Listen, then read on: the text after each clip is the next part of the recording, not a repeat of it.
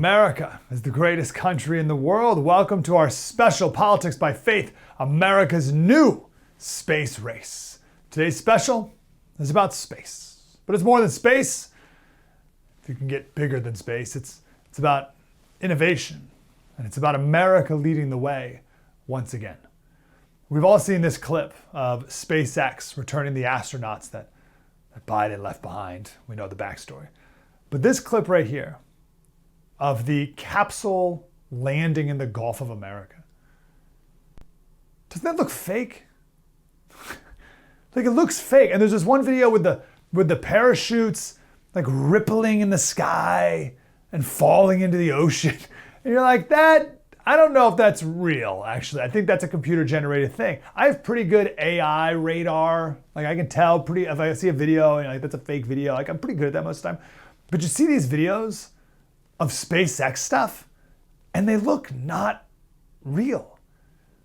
And it's true with all the videos that Elon posts of SpaceX launches and SpaceX landings, like with the toothpicks, like when they like just like pluck the rocket out of midair. Every time, I've seen these videos multiple times. Every time I see them, I'm like, oh, that's fake. That's not a real. How can it be? And then, just for good measure, when that capsule landed in the Gulf of America, it was greeted by a pod of dolphins. How is that possible? How is that real? When I lived in San Diego, the big joke was, because we were trying to keep the San Diego Chargers from moving to LA, so they kept building all these stadium architectural renderings. We were the architectural rendering capital of the world. And they would put out these renderings and they got more and more just ridiculous. And there was one architectural rendering that had this huge stadium with confetti and fireworks and the blue angels flying overhead. And it's like, what do you like? That's absurd. And I feel the same way with these SpaceX things and like the SpaceX capsule. You're like, let's throw in some dolphins. But all this SpaceX stuff, it's, as the British science fiction writer Arthur Clarke said, any sufficiently advanced technology is indistinguishable from magic. That's what it looks like. It's like magic. How's that possible? If you think about it, when the Wright brothers flew their first airplane, I bet that didn't look real either. Think about it. I mean, now we look at that, we're like, wait a minute, it's like a balsa wood with canvas. I feel like a Boy Scouts could throw that thing together, right? You look at it now. But back in 1903, that was ridiculous. That was insane, watching that fly in the air. And by the way, the distance between when the Wright brothers flew their first flight, that picture right there, and when we landed on the moon was only 66 years. That means people were alive when we couldn't fly and when we landed on the moon. We went from a few feet on a sand dune in North Carolina to the moon in only 66 years. That is America. That's an amazing thing. We went from some wood and canvas to landing on a lunar module in 66 years. How is that possible? Let me broaden out a little bit here. J.D. Vance, he spoke at an event called the American Dynamism Summit. It's a wonderful speech. It's 24 minutes. You should listen to the whole thing. And one of his main points was that businesses are addicted to cheap labor from abroad and illegals at home, and it's led, therefore, to a lack of innovation. That's what his speech was about, this lack of innovation. It's very similar to how slavery, when we had slavery, it corrupted the morals of slave owners, but it also led to a lack of innovation in slave states. Why would we create inventions? Why would we innovate? We got these slaves here who were like, okay, this is working just fine. So we need more innovation in America. That was JD's point. Here's the close of his speech. You could have chosen the easy path. Every single person in this room, as the president would say, you're all very high IQ. You're some of the most talented people in the United States of America. You chose to build a business right here in the United States of America, and for that I'm grateful.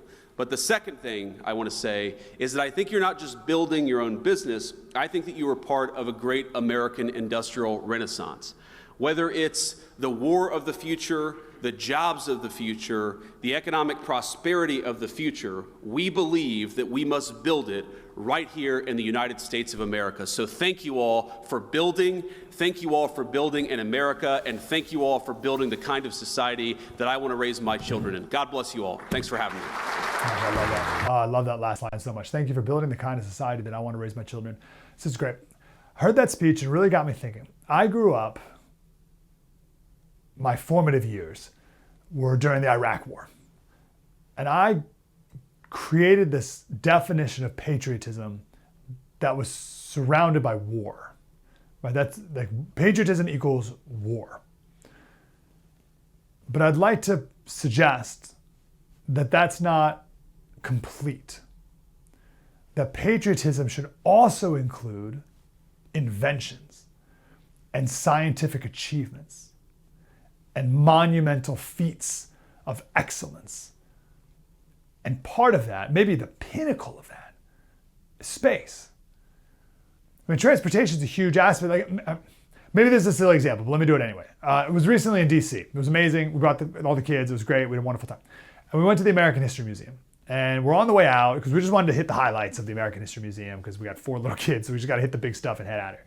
But on the way out, we saw this little train. And it was the first steam engine in America. And it went between, not that one yet, guys. It was in between, the little one. That's a huge one. It was this little train, and it went between like New York and Philadelphia, or something like that. It's a little tiny steam engine. You're like, oh, that's pretty cool. And then you keep going, and it goes like the history of trains. And then you get to that thing. That picture doesn't do it justice at all. That train is enormous. It is a behemoth. And the room opens up and the floor drops. So you like walk down this ramp to get next to those wheels there. This train is towering over you. It's enormous. And we built this nation with that train right there. And I'm just thinking, like, if you were at a train station and you saw that thing roll up to your town, like, man, things are happening. Things are happening in this country. It was an amazing feel. I'll never forget that train. And then we used to build these massive temples that we called train stations. And any city across the country had these colossal, towering, massive marble and gold buildings to welcome you to their city. And that's Penn Station before we tore it down. Right? Penn Station used to be as towering and stunning as Grand Central Station. Tore it down, replaced it with Madison Square Garden and this soul-crushing tunnels that they have there today. Someone had the saying that one entered the city like a god in that building, and now one scuttles in like a rat. Look at that. Oh. Anyway, I look forward to the American Renaissance. It's just another aspect of transportation. So I guess the next level would be airplanes, right? And now our airports are horrific. They're disgusting. Our airports are disgusting. They're shameful. You've been to LAX? It's for shame on our nation. I look forward to us building airports as beautiful temples again, welcoming people from all around the nation and all around the world to our city and to our country. We are announcing to the world that this is a special place to be. We're proud of it because we're proud of who we are. And just the next level of transportation would be going to outer space.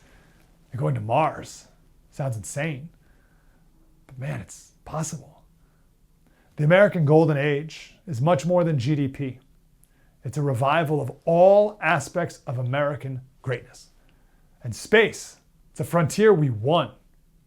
And we must continue to dominate, not just for military advantages, but also in the name of science, in the name of invention, in the name of patriotism. We should run here because we have great guests coming up, including a astronaut. But Mark Andreessen gave a great speech. I encourage you to read it. It's called We Have to Build Again, or We Need to Build Once More, something like that. It was back in 2020. And he talked about the lack of inventions lately, like the lack of innovation, the lack of, I guess when HBO's Westwood was filmed, they didn't go to an American city. They went to Singapore because our cities don't look good. They don't look like the future. Where's the inventions and innovations with K through 12 education? How about with manufacturing? Like, where are these massive state-of-the-art giant manufacturing factories where we can build the most stuff at the lowest price all throughout the country? Where's transportation now? Like, where's the supersonic aircraft? Where are the delivery drones? Where are the high-speed rails? Where's the Hyperloop? Where are the flying cars? And here's what Andreessen said. He said, our nation and our civilization were built on production, on building. Our forefathers and foremothers built roads and trains, farms and factories, the computer, the microchip, the smartphone, uncounted thousands of other things that we now take for granted, that are all around us, that define our lives and provide for our well-being. He said there's only one way to honor their legacy and to create a future we want for our children and grandchildren, and that is to build. And not just build for the sake of building, for the sake of consumerism. That's cheap crap from China. That's a big problem.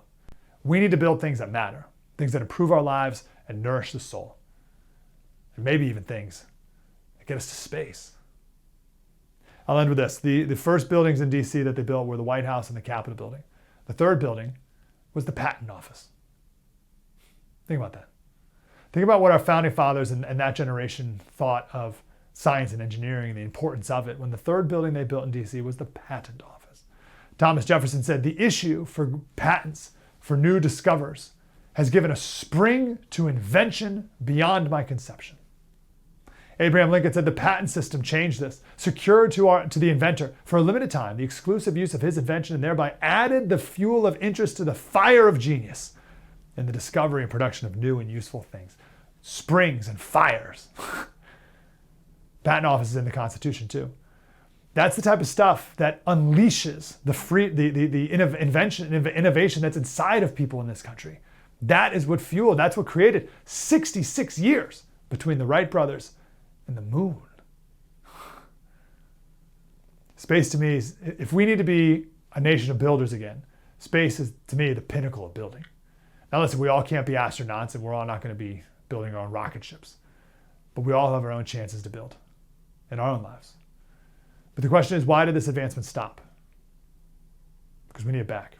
And we need it back in every aspect of our society. But space is a wonderful metaphor for going further than ever before. How far can we go? No one in the world better to talk to about this than Brandon Weichert. He's the author of Winning Space, How America Remains a Superpower. He's the senior national security editor at the National Interest and a contributor to Popular Mechanics. Brandon, great to talk to you again, brother. Great to be back. Thanks for having me.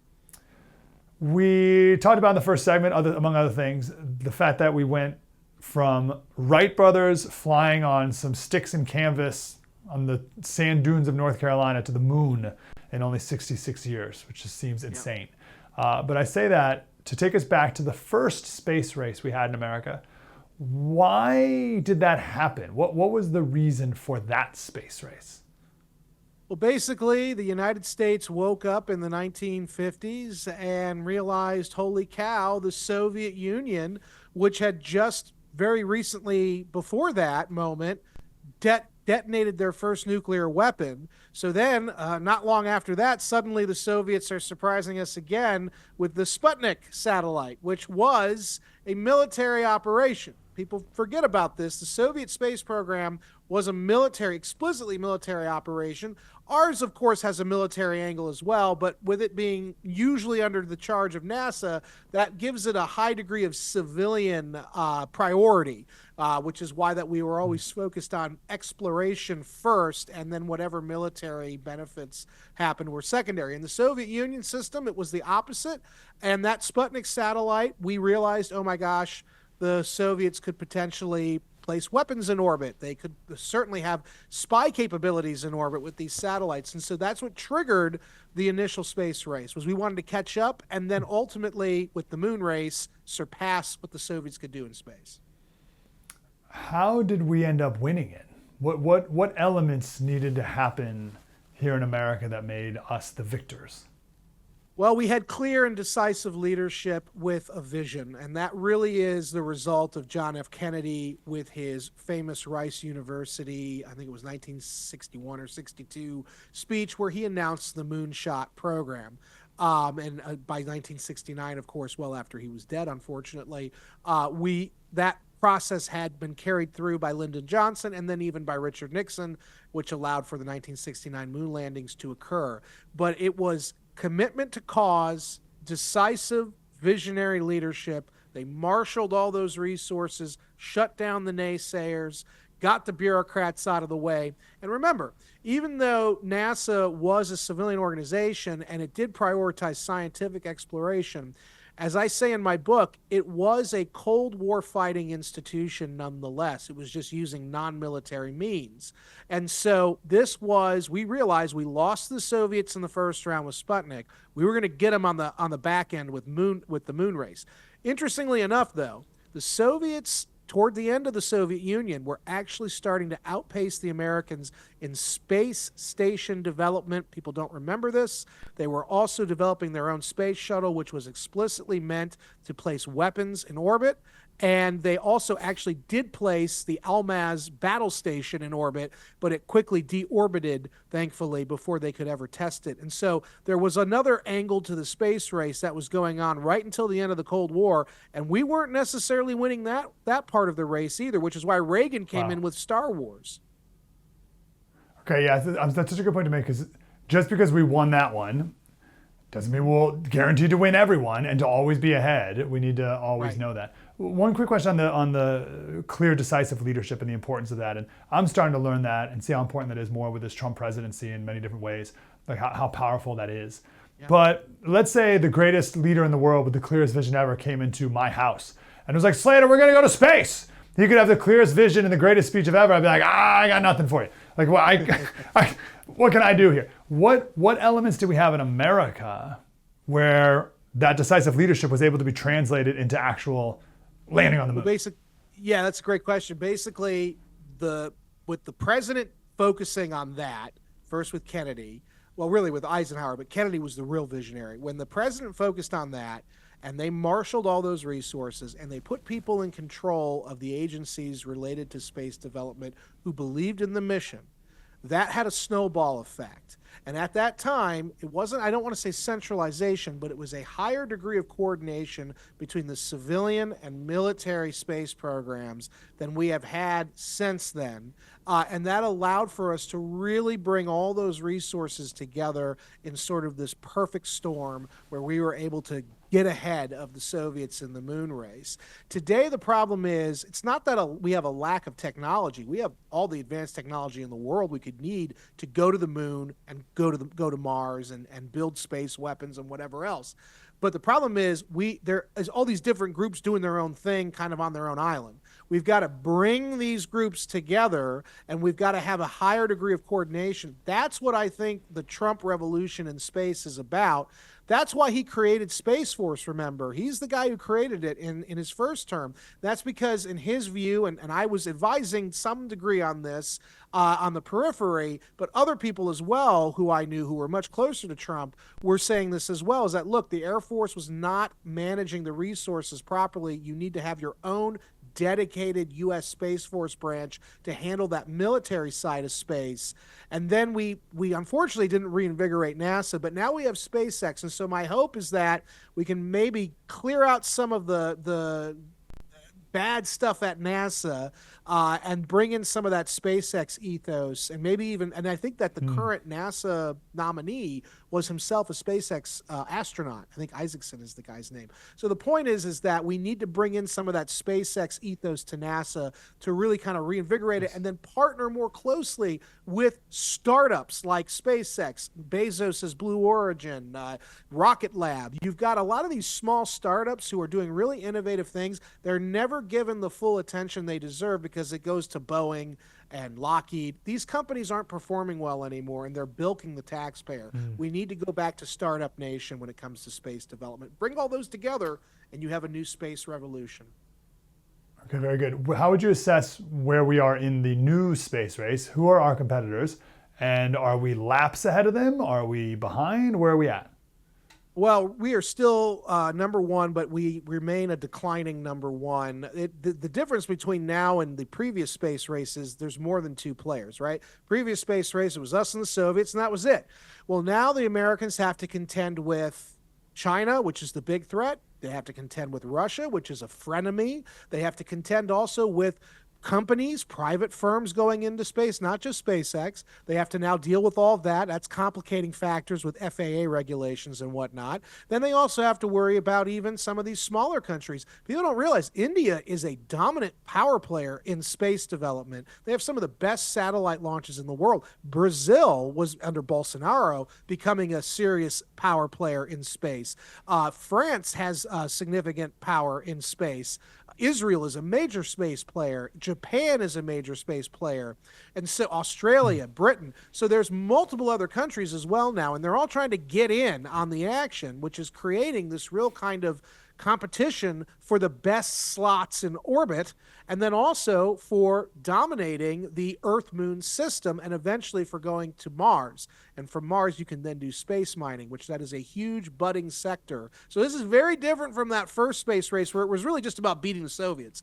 This now is we're playing for keeps. We're going up to stay up there and to dominate. Wow. It's hard for me and maybe others. Like, I can look in the past and be like, okay, tanks, and we move this brigade here, and like, I understand. But then you start getting into space, and you said something like Earth-space axis or something. It's like, oh man, what does that even look like? Are we prepared to even operate with that type of thinking? There are people like me who are trying to advise the government on how to conceptualize space power. Yes. There's a debate right now between people more on the left who tend to not want to do things in space because they worry about militarization. I'm on the decisive, what they call space dominance theory. I've been called the guru of space dominance theory, which is basically we need to get up there and take what we need before anybody else can, because the Chinese are coming. The Chinese have already said they view the moon as the South China Sea. So if you look at what they're doing in the South China Sea, how they're illegally taking territory that is international territory, they're going to do the same thing to the moon. And the moon has a lot of natural resources that are exploitable. And it's also, as I said, the Earth-Moon system. So if you think about it in military terms, whoever has the high ground in a combat situation usually has the dominant, position. They're going to win. Well, the moon is the ultimate high ground above the Earth, and all the orbits between, if you can control those at the key choke points, you basically control the fate of humanity on the Earth below. China understands this. They're developing a robust strategy of what they even call space dominance. Under the Biden regime, I was chastised when I was briefing Space Force by a colonel there. She told me I'm not allowed to use the term space dominance because it was too, quote, heteronormative, whatever that means. So, we've got a lot of digging we've got to get, out of this hole that we've been thrown into on the space sector because of the American left. Space, the choke point makes perfect sense. We just have to apply it the same. Like if the Houthis can shut down the choke point that is the Gate of Tears to the Red Sea, and if we talk about the need to take over Greenland to prevent the choke points in the Arctic, it's just another choke point, right, between us and the moon. That's right. And so the key point of my book, and this is why Mac Owens of the Naval War College wrote the foreword, key point of my book was to translate the choke point theories of sea power strategy that dominated the 19th and 20th century and apply them to space power strategy. And so that's why we have terms like space dominance. If you can control the key orbits around the Earth, you can control the moon, you can dominate the Earth below, because that's the key. The high ground is always the key. We got to go about a minute. What resources are on the moon that we could harvest? The biggest one, well, you got titanium, you've got a bunch of different rare earth minerals, alloys. The big one, though, is helium-3. It's an isotope found on areas without an atmosphere like the moon. They think it could be used for nuclear fusion, more efficient nuclear fusion, and they think that if they can do it, they can power a city like Shanghai or New York cleanly with a canister about yay big for about 20 years without needing to do anything. Oh, amazing. All right, we got to do it. Brandon Weichert, Winning Space. Go buy the book, How America Remains a Superpower. Brandon, great to talk to you. Oh, what's your Twitter? People can follow you there too. At We the Brandon, and that's also the same handle for my Getter and Truth Social account. Beautiful. You're the man, Brandon. Appreciate you.